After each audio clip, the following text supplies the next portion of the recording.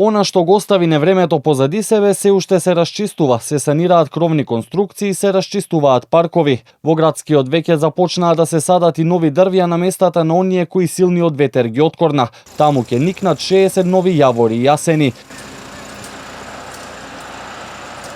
Во меѓувреме се пребројуваат и штетите, а допрва ќе се утврдува колку ќе треба да се издвои за обештетување на граѓаните ширум државава. Премиерот Мицкоски апелираше до граѓаните да пријават во општинските комисии за да добијат надоместок согласно законот и прописите. Тие ќе направат проценка и веднаш во комитетот за проценка на штети ќе ги достават до владата, а ние согласно закон и пракса ќе интервенираме и ќе ги обештетиме тие кои што ќе пријават штета. Така што еве апелирам до граѓаните да оние кои што имаат претрпена штета ги пријават тие штети, да излезе комисија, да ја констатира и да добиеме ние како влада повторно спецификација на тие штети за да можеме да ги обештетиме. Градоначалниците велат дека општинските кризни штабови и екипите се уште се на терен, се дорасчистува она што го остави невремето, а веќе целосно се ослободени сообраќајниците, велат тие. Во центар и аеродром веќе граѓаните пријавуваат штети. Ние ќе направиме проценки врз кои ќе ги обештетуваме и ние како општина, а истите проценки доколку бидат потребни и исплаќа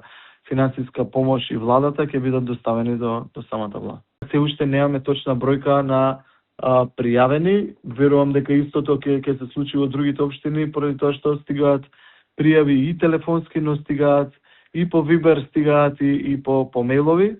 Сето тоа ќе се сумира во текот на наредната недела. Во однос на пријавување на штети веќе објавивме јавен повик сите оние кои што имаат претрпена штета да достават пријава на соодветен образец до општина Аеродром, пошто комисија за утврдување на штети ќе излезе и ќе направи веднаш увид на лице место.